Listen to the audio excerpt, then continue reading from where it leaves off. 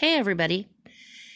If you guys like this show and you want to make your own podcast, let me tell you a little bit about Anchor. It's free, for one. There's creation tools that allow you to record and edit your podcast right from your phone or your computer. And now you can even add any song from Spotify directly to your episodes.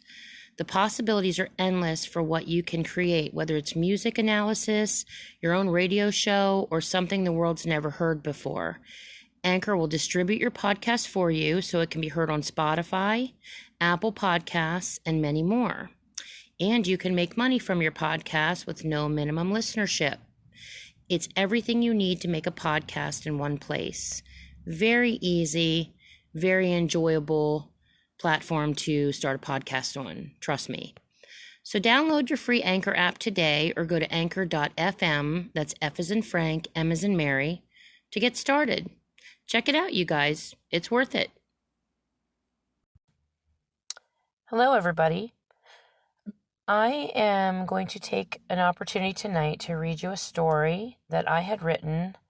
It's probably been a couple years now. It's a little Halloween story that I wrote for children. So if you have any grandchildren or children, this would be a cute little story for them. If you would like to have the story, a physical copy of it, you'd have to order it from me. So you'd have to message me. And there's a lot of illustrations. I actually did all the illustrations to the book as well. And from it, I was hired by a children's illustration company if I were to ever be chosen for some of my work. So it was a pretty neat thing. So the story is called The Hairy Pumpkin, and it's written by Tracie E. Bush. Off hidden far, far away from the human world, there was a little town where all scary jack-o'-lanterns came from, and this town was named Emberville. Now, scary jack-o'-lanterns weren't born scary. They first started out as a plamkin, growing into a pumpkin, then mature into a jack-o'-lantern, and Emberville was just filled with the scariest jack-o'-lanterns you've ever seen. But in Emberville, there was a sweet little young plamkin, soon to be a pumpkin, named Ferris Fields. And Ferris wasn't like any of the other young plamkins. When Ferris was born, he had little green sprouts all over his body that looked like green hairs, and all of the other plamkins were born with smooth orange skin. Ferris's parents, Mr. and Mrs. Fields, couldn't figure out what the hairs were or why they grew all over Ferris. But the hairs weren't the worst of Ferris's problems. Underneath the hair-like sprouts, Ferris had the sweetest little face, unlike all of the other plamkins that normally are born with faces that are already starting to be scary. Emberville only had scary pumpkins that lived there, who at times were not the nicest bunch, and as Ferris grew, his face remained sweet and kind. Ferris became afraid he wasn't going to fit in, that the other pumpkins would make fun of him, and he would never be able to do his job as a scary pumpkin one day, like his father did, before Mr. Field started their leaf farm. So to be less afraid, Ferris let his hair grow and get longer and longer to hide his sweet little happy face. He was even developing a single thick vine on the top of his crown, along with long green sprouts that covered him from sprout to toe, if he had toes. He wouldn't even allow his own parents to see his face.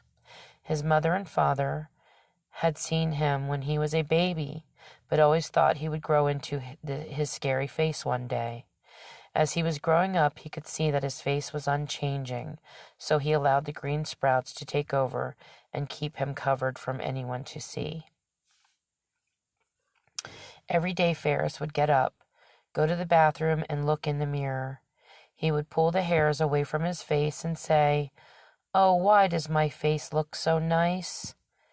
How am I ever going to be a scary pumpkin one day like the rest of the growing plamkins?" Ferris would try and make mean and scary faces in the mirror, but he just ended up looking goofy and kind of funny. Ferris would even snicker and laugh at the faces he made. He would then get washed up and ready to go outside in the tree garden to help his parents on their leaf harvesting farm, where they gathered and sold leaves. He loved raking the leaves the most. One day, as Ferris was raking the big, beautiful red leaves that had fallen from one of the many trees, Mr. Wind, who frequently came by to blow the leaves all around for fun, blew into the village. He was in a most foul mood this particular day, and blew in strong and irate. Ferris had collected many baskets of leaves and helped his mother, Mrs. Fields, put the baskets on a table next to the leaf stand for some of the jack-o'-lanterns from the village to buy. Many jack-o'-lanterns were in the garden. Many were gathered around the table, and some talked with Mr. Fields about his new leaf-gathering machine. Mr. Wind blew through the leaf farm with a strong, angry gust, and as he did so, Ferris's hairy sprouts blew away from his face, and everyone could see Ferris's face for the first time. Ferris's parents and the other jack-o'-lanterns,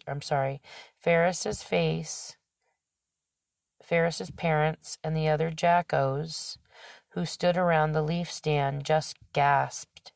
Ferris could hear their shocked whispers. Mr. Wind, having seen Ferris in private many times and knowing what his face really looked like from the many times he blew around Ferris, stopped in front of Ferris and exclaimed, "Oh, Ferris, I'm so sorry. I'm having such a bad day. Look what I've gone and done to you now." Mr. Wind knew Ferris kept his face covered and why. They had had many conversations about it, and Mr. Wind always loved Ferris's face. He loved to blow Ferris's hair sprouts back from his face when they talked to see his sweet expressions. They had many hours of fun together as Ferris worked on the leaf farm, and Mr. Wind would playfully mess the leaves all up. Ferris just put his head down, covered his face back up with all of his thick green sprouts, and walked away upset. Ferris felt so ugly and unaccepted, like he would never fit in with anyone anywhere. Ferris walked home to their little old blue bus they lived in and went to his little bed. His mother came in soon after and found him. She put her arms around him and tried to comfort him, as she was still in shock that his face was still as sweet as it was when he was a baby plampkin. Ferris felt all was lost, and all he could do was try to hide. Ferris's mother bent down and kissed him, and Ferris said, "I'm not a scary pumpkin, Mom. I'm a hairy pumpkin with a nice face." She patted him and tried to reassure him all would be well. She stayed with him for a few moments until she thought Ferris had fallen asleep, then left his room when she heard his father come home. But Ferris couldn't sleep. Ferris could hear his mom and dad whispering about his face and asking themselves what they should do. It made Ferris feel even worse. Hours later, he finally dozed off and dreamt of being an enormous, scary-faced jack-o'-lantern that terrorized all the towns around him. The next day brought a lot of sunshine, and Ferris awoke and knew he had to go out to help his parents again in the garden. As he went outside, he was approached by the much-loved village mutt, Tracie.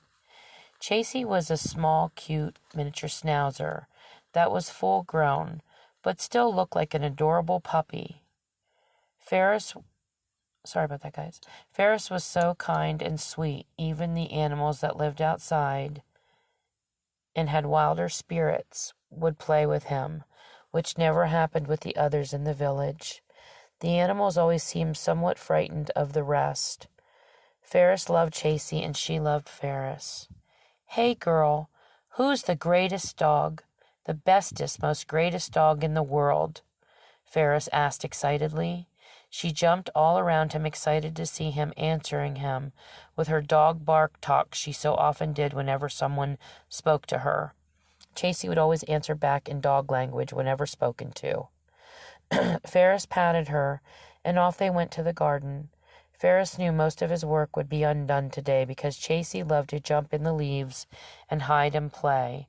But Ferris was so happy Tracie came by today, he really needed to be cheered up, and Tracie was just the one to do it. Ferris nicknamed her Greatest.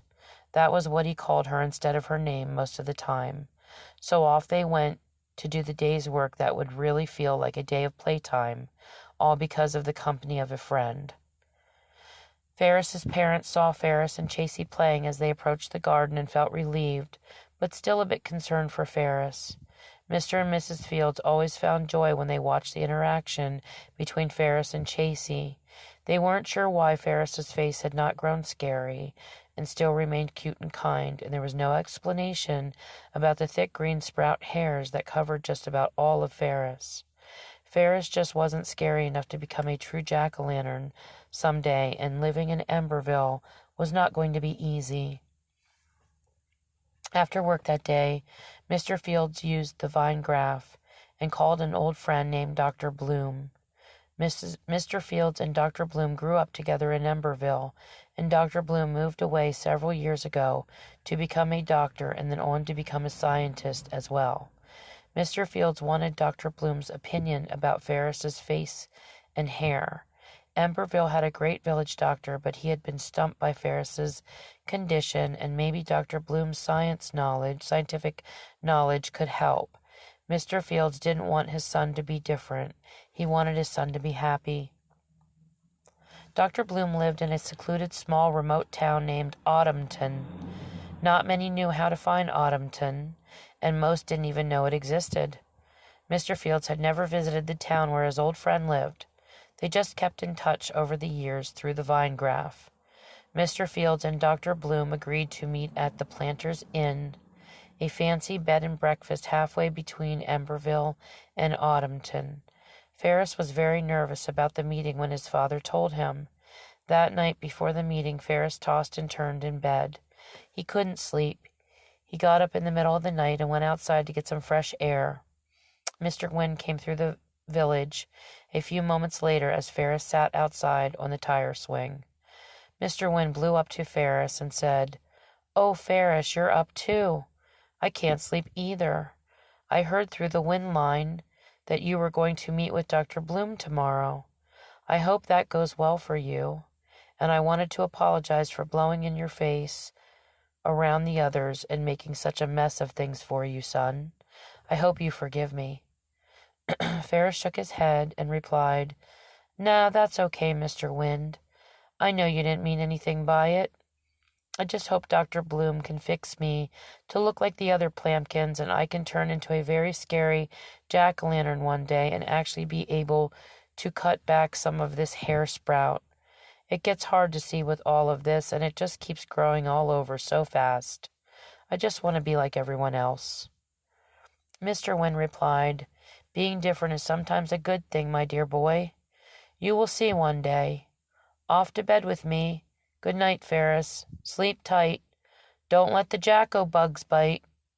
Ferris laughed. He really enjoyed his time with Mr. Wind when he blew in. As Mr. Wind blew out of town, he thought to himself that Ferris didn't realize how bright and kind of a Plampkin he was, and how nothing would ever fear him, and how good that was. Even the animals were drawn to Ferris, unlike the others in his town that the animals shied away from. Most of the jack-o'-lanterns in the village were most unpleasant. Mr. Wind had the gift of future sight, and saw in Ferris's future a bright and happy one, filled with warmth and love because of Ferris's uniqueness from all the others. "Ferris just doesn't see it yet, but he will," Mr. Wind muttered to himself. The following morning came, and Ferris was so tired as his mom tried to wake him up. "Get up, sleepy Plamp. We have to get an early start." Ferris said, "Okay," very unenthusiastically. But he got up, and his father had a nice cup of hot apple cider for him when he came to the breakfast table, along with some peanut butter toast, Ferris's favorite. Ferris happily ate his breakfast. They left on the early morning hay wagon that was driven by two very special dogs, an Irish setter named Maggie and an adorable half-shepherd, half-hound dog named Mackie Mac. Ferris loved seeing the dogs. He loved the animals. As Ferris was leaving, Tracie came bounding around the corner with her best pal, the village stray cat, Bagheera. Tracie and Bagheera would play every day. They would wrestle and chase each other all over the village. Then an hour later, you could see them all snuggled up in a hay pile together, all tuckered out after they shared lunch, and Tracie would be used as a pillow by Bagheera. It was such a sight to see and such fun to watch. Bagheera and Tracie had a rare bond of friendship. Maggie and Mackie Mac just stood there and watched the cat-dog wrestling match. Ferris yelled to the two playful part-time pets, "I'll be back later, guys, to play in the leaves with you." Off the Fields family went to their meeting with Dr. Bloom at the Planter's Inn. Dr. Bloom waited inside the Planter's Inn, sipping on some oak tea. He saw the wagon pull up and greeted the Fields family at the door to the inn. The inn provided a room for Dr. Bloom to examine Ferris. When Ferris met Dr. Bloom, he was somewhat surprised at how normal and unscary Dr. Bloom's face was. Dr. Bloom's face wasn't scary, and it really wasn't nice. It was more of a stern-looking, serious face. Ferris had never seen a serious pumpkin before, only jack-o'-lantern pumpkins, which were all scary-faced. Ferris hopped up on the table, and Dr. Bloom asked him to pull his hair sprouts away from his face. Fearfully, Ferris did so and expected Dr. Bloom to cringe in fear or disgust, but he didn't. Dr. Bloom stopped and looked surprised for a moment, but then a warm smile spread slowly across his face. Ferris was confused. Dr. Bloom turned to Ferris's parents and said, "I would like to take Ferris to my home in Autumnton and have him stay with me for a week to observe him and run some tests, as long as you two would feel comfortable with that." Ferris's parents spoke more to Dr. Bloom about it briefly and agreed to it as long as Ferris was comfortable with it. Ferris liked Dr. Bloom instantly and wanted to try anything to find a cure for his condition, so Ferris was very willing to go. He asked his parents to look in on Tracie and Bagheera and reassure them he would be back next week. When Ferris arrived at Dr. Bloom's town, he was amazed at how beautiful it was. It was so colorful with lights and flowers and trees. He was shown to the guest room when they arrived at the Bloom home by Dawn, Dr. Bloom's wife. Over the course of the next few days, Ferris spent much of his time in Dr. Bloom's office being tested. Dr. Bloom explained to Ferris about another pumpkin he had treated that had a similar condition, and that particular pumpkin had the ability to grow and retract his hair sprouts at will. That pumpkin had a very pleasant face as well. Dr. Bloom began to teach Ferris to grow and control his hair sprouts, particularly his one strong vine, and counseled Ferris to accept his kind face, because he wouldn't be a good doctor if he had any intention on changing the face of a friendly-faced boy pumpkin. And Dr. Bloom felt he knew where Ferris belonged as soon as he saw him, right here in Autumnton. But he kept that thought to himself to not be too intrusive. Ferris had yet to see the rest of the pumpkins which lived in Autumnton. It was a place where all kinds of pumpkins lived, not just scary-faced jack-o'-lanterns like in Emberville. Autumnton was a friendly place filled with love and acceptance. They welcomed all into their hometown as long as the newcomers were friendly and could coexist peacefully and be helpful and care for one another. Dr. Bloom found Autumnton during a science expedition to find a special type of potato bug that helped vegetables grow. While he studied the rare potato bug, the local librarian, who was beautiful, assisted him with his research. That librarian was Dawn. They fell in love and have been in Autumnton ever since.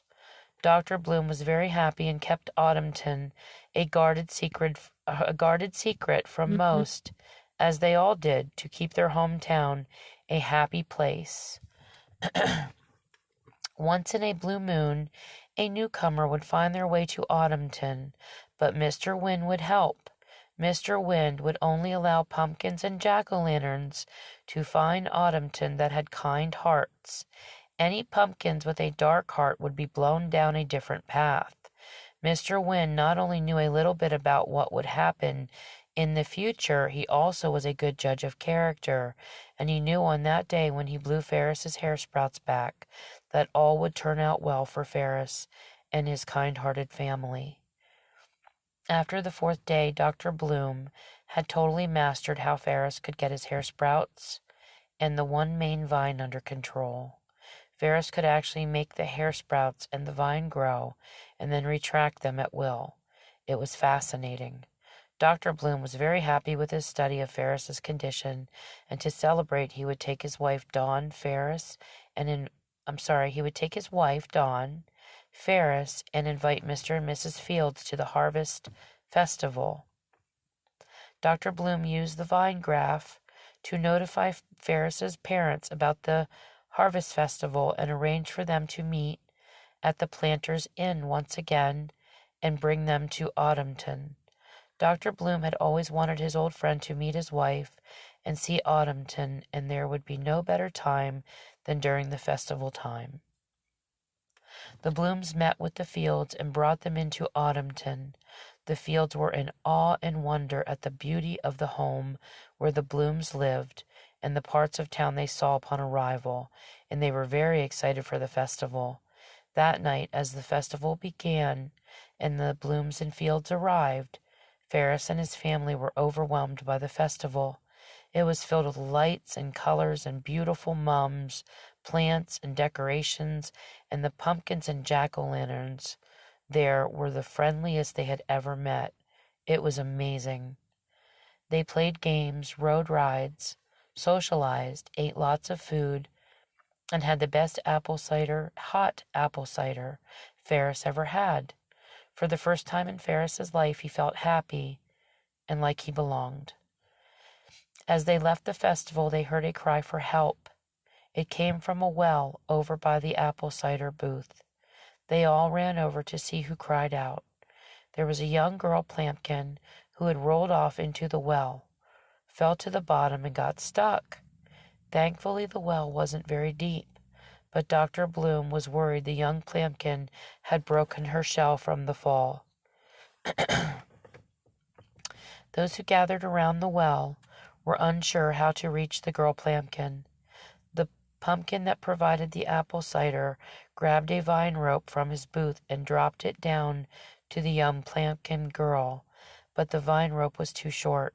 Suddenly Dr. Bloom had an idea. He turned to Ferris and exclaimed, "Ferris, your hair sprout vine. It's strong and you can grow it at will to any length needed." Ferris was elated to help and be of use. He smiled from ear to ear and excitedly went over to the well and yelled down to the young girl Plampkin, "It's going to be all right, I promise. Just hold on tight to my vine sprout." Ferris thought real hard, and out the vine sprout grew and reached her easily. She grabbed onto the vine, and up Ferris lifted her as he retracted his life-saving rope. As she came into view, the most happy, sweetest Plampkin face Ferris ever saw met his gaze, and he couldn't take his eyes off of her, and she couldn't stop looking at him either. I think that day it was young love at first sight. Ferris finally tore his gaze from her, and then to his parents, who were standing there smiling, both remembering that look, as they had been young when they first met. Ferris's mom and dad looked at each other, then to the Blooms, and said, "Well, it appears we will be looking to nestle down in this beautiful town of Autumnton." The Blooms couldn't have been happier. And the rest was history. The little hairy pumpkin, Ferris, had met his plant mate, Petal, that day at the Harvest Festival. Petal and Ferris were inseparable after that day and spent every waking moment they could together. Ferris's parents went home to Emberville to gather their little blue bus, leaf stand, and personal belongings. Mr. and Mrs. Fields said their goodbyes to all of the jack-o'-lanterns they had known and set back out to Autumnton. Ferris had stayed behind in Autumnton to help in cleaning and preparing the space on the Blooms' property where they would live. Dr. and Mrs. Bloom offered the Fields a large piece of land on their property that would be perfect for them and the leaf stand. It was a beautiful part of the property where so many different trees stood. Ferris and Petal were putting the final touches on a welcome home banner which hung off the Fields' new place as Mr. and Mrs. Fields came rolling into town with their belongings, and right behind the wagon trotted Tracie and Bagheera. They must have somehow sensed that this was a permanent move and decided to follow. It seemed they were most unwilling to give up their beloved Ferris.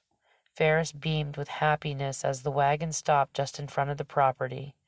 Ferris looked around at his parents, the Blooms, Tracie, Bagheera, and rested his gaze with Petal. His thick green sprout hair was now shortened nicely, and a happy smile formed on his sweet, kind, fully exposed face. All was right in the world. Ferris had finally found a place where he belonged and would be accepted. Life was good.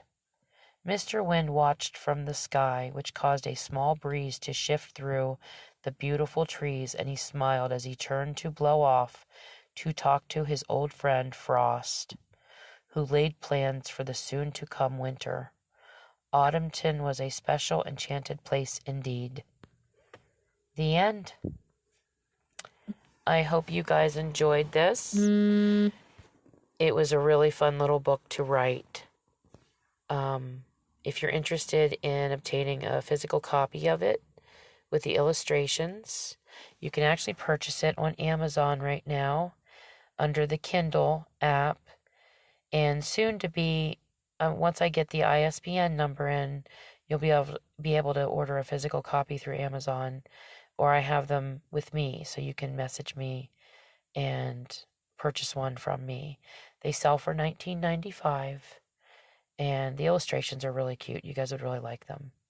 So I hope you enjoyed your Halloween story, and I will be on shortly with some more stories. Have a wonderful night. Take care.